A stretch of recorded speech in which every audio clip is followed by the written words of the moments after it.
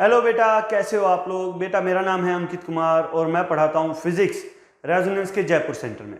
बेटा आज की वीडियो का पर्पस है आप स्टूडेंट्स को गाइड करना कि अब फाइनल इंस्टेंट में किस तरह से जेई एडवांस की प्रिपरेशन की जाए। बेटा आप 2 साल 3 साल से लगातार प्रिपरेशन कर रहे हैं, लेकिन आखिर के 2-3 साल और 2 दिन में हमें ये नहीं समझ में आता कि अब क्या पढ़ें और क्या छोड़ें।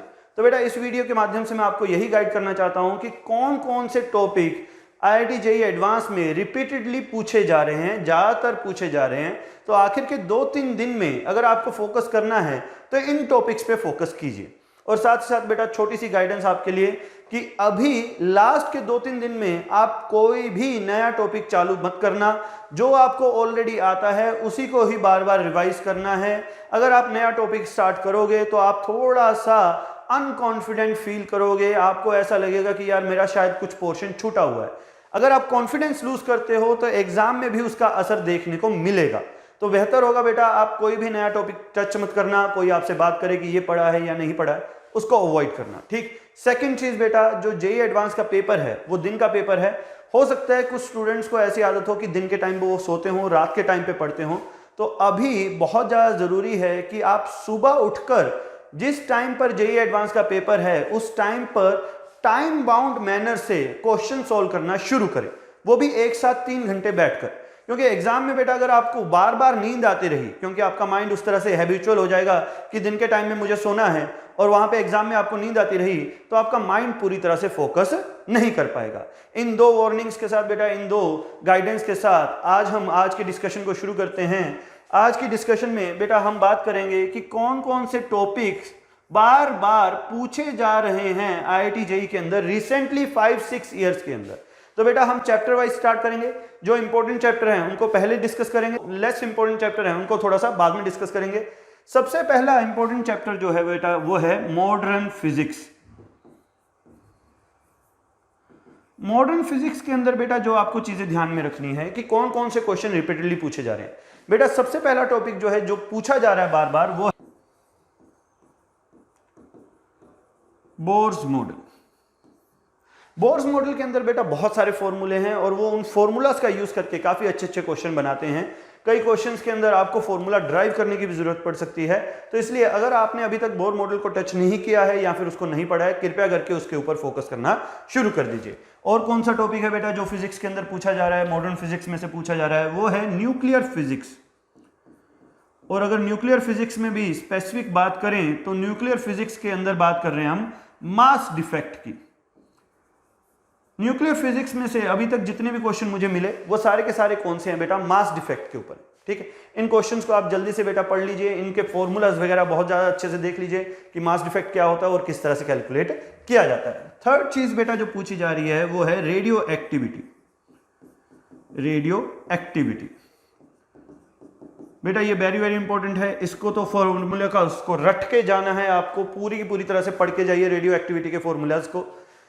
नेक्स्ट बेटा जो थोड़ा बहुत पूछा जा रहा है वो है फोटो इलेक्ट्रिक इफेक्ट। इसमें से ज्यादातर कॉन्सेप्चुअल क्वेश्चन बनते हैं, तो आपको फॉर्मूलाज पे इतना फोकस नहीं करना है, लेकिन फिर भी पढ़ के जाने हैं। कॉन्सेप्चुअल क्वेश्चन इसमें से ज्यादा पूछे जाएंगे। इसके अंदर ज्यादा फॉर्मूलाज नहीं है, ज्यादातर फॉर्मूलाज किसमें है, बोर मॉडल के अंदर। तो बेटा अगर आप लास्ट टाइम पे बैठे हो, आप प्रिपरेशन स्टार्ट कर रहे हो, मतलब डेली के डेली पढ़ रहे हो, तो जल्दी से इन सारे टॉपिक्स के फॉर्मूलाज रिवाइज करना शुरू कर दो। अब नेक्स्ट टॉपिक जो है बेटा, नेक्स्ट चैप्टर जो है वो हमारा मैग्नेटिक्स। मैग्नेटिक्स के अंदर बेटा मैं सब इंक्लूड कर रहा हूं, AC, EMI, force on a moving charge, force on a current carrying wire, magnetic field due to different current carrying elements, वो सब इसी चैप्टर के अंदर इंक्लूड हो रहे हैं। ठीक, अब इसके अंदर इलेक्ट्रोमैग्नेटिक फोर्स, वो सारे के सारे क्या हैं, इसी चैप्टर के अंदर इंक्लूड हो रहे हैं। अब यहां पर अगर टॉपिक वाइज बात करें तो जो क्वेश्चन पूछे जा रहे हैं वो पूछे जा रहे हैं बेटा लेंज लॉ से। ठीक, क्वेश्चन पूछे जा रहे हैं बेटा आपके इंड्यूस्ड करंट से। आपके जो क्वेश्चन पूछे जा रहे हैं वो पूछे जा रहे हैं force between two current carrying bodies. अगर आपको किसी का फॉर्मूला याद करना है तो फॉर्मूला याद कीजिए बेटा, magnetic field due to a wire और किस चीज को पूछा जा रहा है बेटा? और पूछा जा रहा है force on a moving charge. ये कुछ टॉपिक हैं बेटा जिनसे क्वेश्चन पूछे जा रहे हैं। कृपया करके इनको अच्छे से पढ़ के जाइएगा, इनके फॉर्मूले अच्छे से रिवाइज करके जाइएगा। नेक्स्ट टॉपिक पे चलते हैं बेटा। नेक्स्ट टॉपिक है इलेक्ट्रोस्टैटिक्स एंड कैपेसिटर। बेटा इलेक्ट्रोस्टैटिक और कैपेसिटर के अंदर चैप्टर बहुत बड़े हैं, लेकिन आपको सब नहीं पढ़ना है, जो चीजें काम की हैं वही पढ़नी है। इलेक्ट्रोस्टैटिक के अंदर सबसे इंपॉर्टेंट टॉपिक जो है वो है डायपोल। डायपोल में से क्वेश्चन पूछे जा रहे हैं बेटा डिफरेंट डिफरेंट कॉन्फ़िगरेशन बना के। और कौन से क्वेश्चन पूछे जा रहे हैं बेटा? डायपोल लाइक स्ट्रक्चर, जैसे कि आपको एक एक्सिस के ऊपर दो चार्जेस दे देंगे प्लस क्यू, और फिर तीसरा कोई चार्ज दे देंगे, उसके ऊपर फोर्स वगैरह कैलकुलेट करवाई जाएगी, उसके लिए पोटेंशियल वगैरह लिखवाया जाएगा। इस तरह के क्वेश्चन पूछे जा रहे हैं। और पूछा जा रहा है बेटा, सबसे ज्यादा जो क्वेश्चन पूछे गए हैं वो है वेरिएबल चार्ज डेंसिटी के ऊपर। अब ये क्या होता है बेटा? इन क्वेश्चंस के अंदर आपको दिया जाएगा कि एक स्फीयर दिया गया है, उस स्फीयर की आर रेडियस पे जाके जो चार्ज डेंसिटी है वो रो है, rho as a function of R दिया गया है। फिर आपसे कुछ कुछ चीजें कैलकुलेट करवाई जाएंगी, जैसे कि कोई एक गॉसियन सरफेस बना के उसमें से फ्लक्स कितना आएगा, इलेक्ट्रिक फील्ड कितना आएगा, पोटेंशियल कितना आएगा, वो सब चीजें कैलकुलेट करवाई जाएंगी। इन सबको मैं एक ही कैटेगरी में डाल रहा हूं, वेरिएबल चार्ज डेंसिटी। कृपया करके इसके एक या दो क्वेश्चन लगा के जाइए, ताकि वहां पर अगर ये क्वेश्चन आ जाए तो आप उसको तुरंत सोल्व कर सकें। इसका कॉन्सेप्ट सिंपल ही रहता है, सारे टाइप के क्वेश्चन एक ही कॉन्सेप्ट से सोल्व किए जाते हैं बेटा, उसको आप पढ़ के जाइएगा। और पूछा जा रहा है बेटा आपसे formula based question. Formula based कैसे? आपसे पूछा जा रहा है electric field due to different objects, जैसे कि रिंग की वजह से, स्फीयर की वजह से, होलोस्फीयर की वजह से, पॉइंट चार्ज की वजह से, उन सब की वजह से इलेक्ट्रिक फील्ड कहां कहां पर क्या क्या आएंगे, उनके बीच में आपस में इंटरेक्शन, ये सारे क्वेश्चन पूछे जा रहे हैं।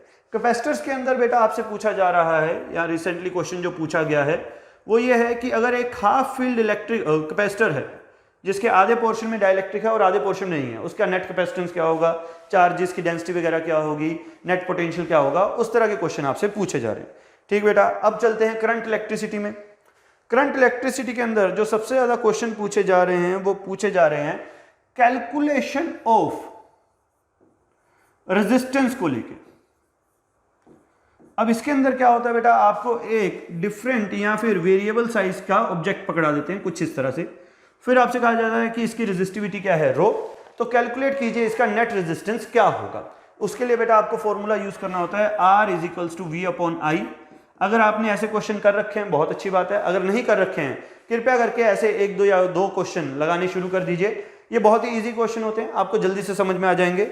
और क्या पूछा जा रहा है बेटा इसमें ज्यादातर जो फेमस टॉपिक हैं वो हैं गैल्वेनोमीटर, और क्या है बेटा, पोटेंशियोमीटर,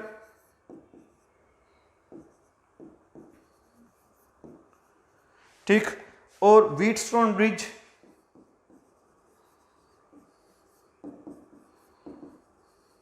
ये ज्यादातर जो इंपॉर्टेंट टॉपिक हैं किस में से, करंट इलेक्ट्रिसिटी चैप्टर में से, वो यही है। बाकी और चीजें बेटा आप पढ़ना ऑलरेडी आपने पढ़ रखी होंगी, मैं बस आपको ये बता रहा हूं कि लास्ट मोमेंट में जाते जाते इन सब टॉपिक्स को एक बार फिर से कवर कर लीजिएगा। चलिए बेटा नेक्स्ट टॉपिक पे चलते हैं। नेक्स्ट टॉपिक है आपका wave optics and geometrical optics, GO and WO। अब बेटा GO और WO, GO अपने आप में बहुत बड़ा टॉपिक है, इसमें से जो आपको चीजें कवर करनी है वो देख लीजिए। स्लैब, प्रिज्म, इन सब के फॉर्मूलाज, ये कैसे काम करते हैं, refraction from flat surface, refraction from curved surface, optical fibre,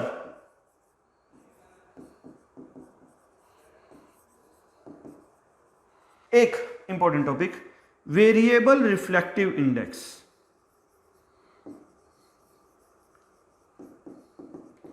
ये क्वेश्चन बेटा आपसे पूछा जा रहा है, लगातार पूछा जा रहा है, ठीक है, वेरिएबल रिफ्लेक्टिव इंडेक्स, तो ये इंपॉर्टेंट टॉपिक है। इसमें क्या होगा, आपके पास पैरेलल स्लैब्स दे दी जाएंगी अलग अलग रिफ्रैक्टिव इंडेक्स की, किसी एक जगह से लाइट एंटर करेगी दूसरी जगह से निकल जाएगी, तो आपसे ये वाले एंगल पूछे जाते हैं कि आई इतना है तो आर कितना होगा, ये सब कुछ आपको निकालना रहता है। चलिए बेटा आगे चलते हैं। अब बात करते हैं वेव ऑप्टिक्स की। तो वेव ऑप्टिक्स के अंदर आपसे पूछा जा रहा है YDSC in a medium,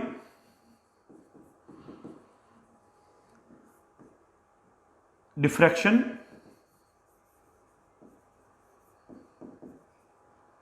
diffraction with differentiation.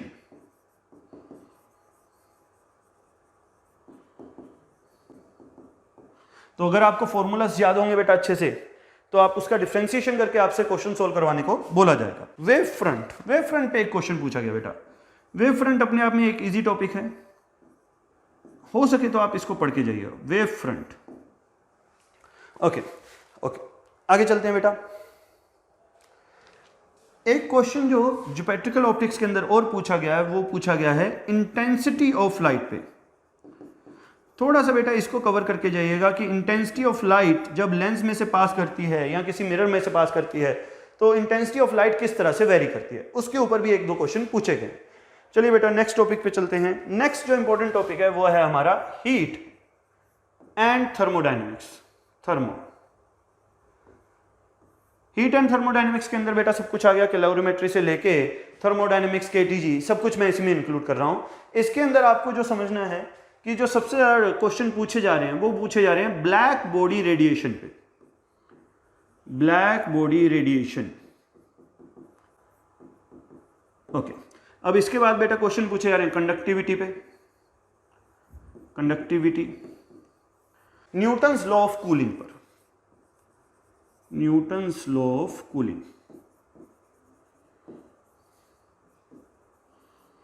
ठीक। ये बेटा आपके टॉपिक हो गए हीट ट्रांसफर के। जो थर्मोडायनेमिक्स है बेटा स्पेसिफिकली उसमें से जो क्वेश्चन पूछे जा रहे हैं वो पूछे जा रहे हैं डिफरेंट प्रोसेसेस के लिए वर्क डन की कैलकुलेशन कीजिए, इंटरनल एनर्जी की कैलकुलेशन कीजिए, या फिर हीट रिक्वायर्ड की कैलकुलेशन कीजिए। डिफरेंट प्रोसेसेस के लिए आपको ये सब कैलकुलेट करना आना चाहिए। इसमें बेटा आप पॉलीट्रोपिक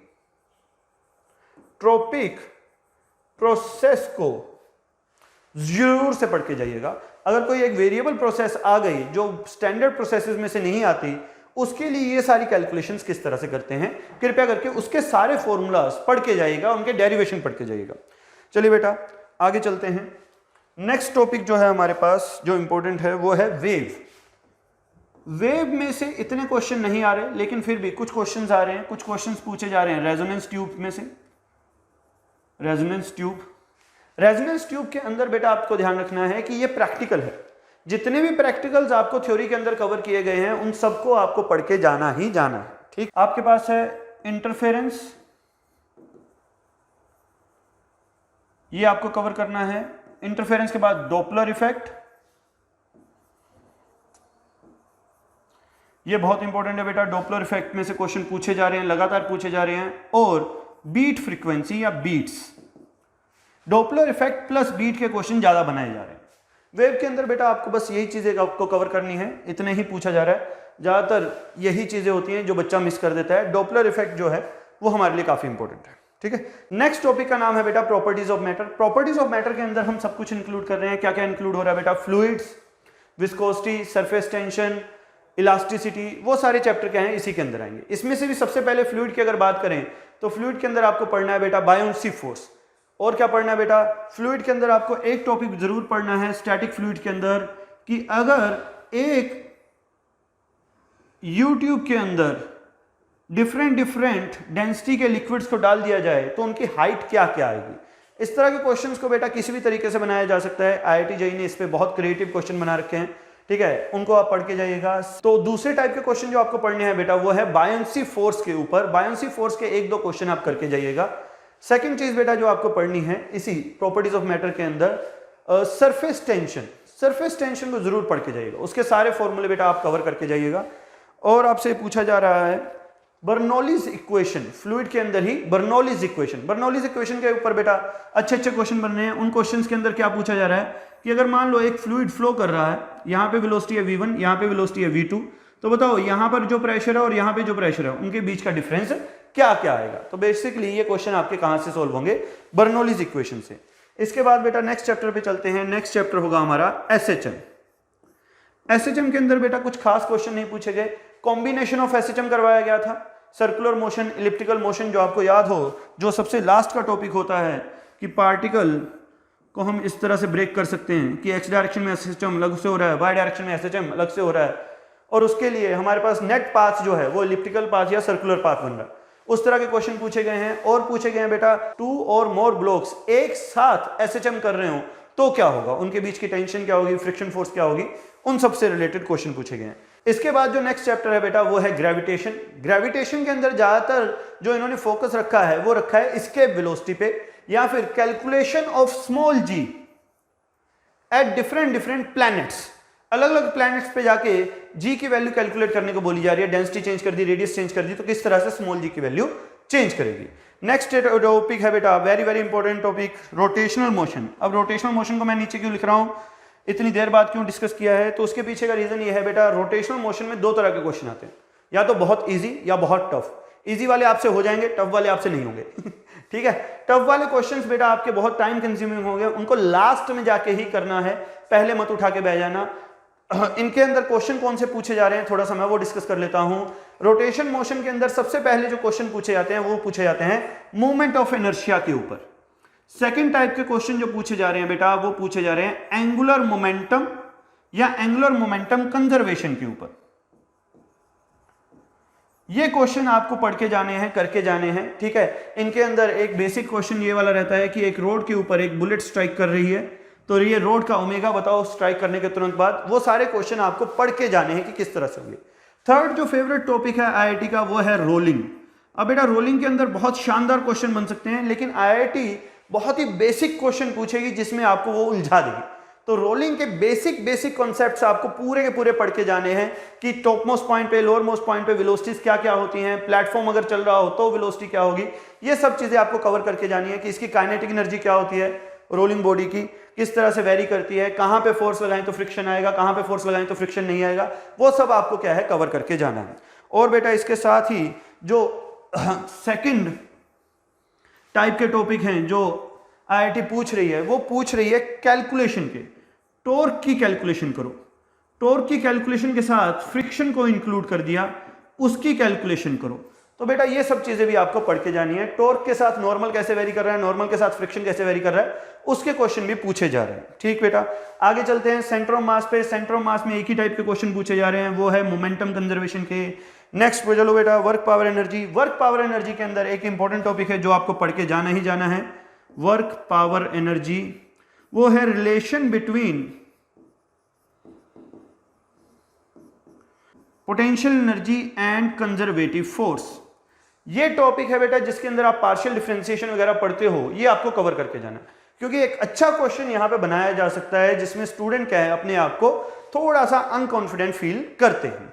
चलिए बेटा नेक्स्ट चलते हैं। वर्क पावर एनर्जी के बाद हम आ जाते हैं NLM, friction, 1D 2D, basically आपके स्टार्टिंग के 5 चैप्टर्स के ऊपर। इनमें से आईआईटी जेईई डायरेक्ट क्वेश्चन बहुत कम पूछती है। एनएलएम के अंदर थोड़े बहुत क्वेश्चन पूछ रखे हैं उन्होंने, उसके अंदर उन्होंने कंस्ट्रेन मोशन के क्वेश्चन या फिर टेंशन के क्वेश्चन पूछे गए हैं, लेकिन वो बहुत ही बेसिक क्वेश्चन है जिनको आप आराम से सोल्व कर सकते हो। 1D 2D और रिलेटिव मोशन में से ज्यादा कुछ खास क्वेश्चन नहीं पूछे गए। इसका रीजन सिंपल सा यही है बेटा, क्योंकि ये सारे क्वेश्चंस जो हैं, ये सारे टॉपिक्स जो हैं 1D 2D, relative, NLM, friction, इनके क्वेश्चन बाकी चैप्टर्स के थ्रू ऑलरेडी पूछे जा चुके हैं। और बेटा फाइनली जो इंपॉर्टेंट चैप्टर आपके पास आता है, very very important, unit and dimension plus error. आप ये मान के चलिए इसमें से 1 या 2 क्वेश्चन आएंगे ही आएंगे। यूनिट एंड डायमेंशन के अंदर आपको किस चीज का ऊपर फोकस करना है, यूनिट एंड डायमेंशन के अंदर आपको वो सारे वेरिएबल्स जो आपने 12th क्लास में पढ़े हैं, जैसे कि mu naught, epsilon note, electric field, resistance, potential, ये सारे वेरिएबल्स के डायमेंशन फॉर्मूला याद होने चाहिए, क्योंकि आईआईटी अगर यूनिट एंड डायमेंशन पे क्वेश्चन बनाती है तो वो इन्हीं सारे वेरिएबल्स का यूज करके फिर पूछती है। अगर आपको इन्हीं वेरिएबल्स के डायमेंशन फॉर्मूला वहां पे कैलकुलेट करने पड़े तो आपके लिए यही क्वेश्चन जो बहुत आसान होता है बहुत लंबा पड़ जाएगा। सेकंड बेटा एरर एनालिसिस के अंदर आपको डिफरेंशिएशन से किसी एक फॉर्मूले का एरर निकालना आना ही चाहिए, उसके बिना आपका काम नहीं चल पाएगा। ये पढ़ के जाइए बेटा, प्रीवियस ईयर क्वेश्चन है, 3-4 क्वेश्चन है आईआईटी ने पूछे हुए हैं, वो सारे देख के जाइएगा, जहां पे डिफरेंशिएशन की हेल्प से ही एरर कैलकुलेट हो रहा। सेकंड चीज बेटा, वर्नियर कैलिपर और स्क्रू गोज मस्ट है, उसके सारे फॉर्मूले, उनके पीछे के कॉन्सेप्ट आपको पढ़ के जाने हैं। एरर और यूनिट में से 1 या 2 क्वेश्चन पक्का आएंगे ही आएंगे, गारंटी दे रहा हूं मैं बेटा आपको। बेटा मैंने सारे के सारे फिजिक्स के जितने भी टॉपिक थे सारे के सारे कवर कर लिए। इनके अंदर आई होप आपको समझ में आ गया होगा कि कौन से टॉपिक आपके छूटे हुए हैं या किन टॉपिक्स के ऊपर आपको अभी रिसेंटली लास्ट के दिनों में फोकस करना है। आई होप आपके थोड़े से मार्क्स तो इस एनालिसिस के बाद बढ़ेंगे बेटा। आज के लेक्चर में इतना ही बेटा, दिल लगा के पढ़ते रहिए, 4 दिन और बचे हैं, ठीक है। बेस्ट ऑफ लक बेटा जेईई एडवांस के लिए। आज के लेक्चर के लिए इतना ही। Thank you, bye bye.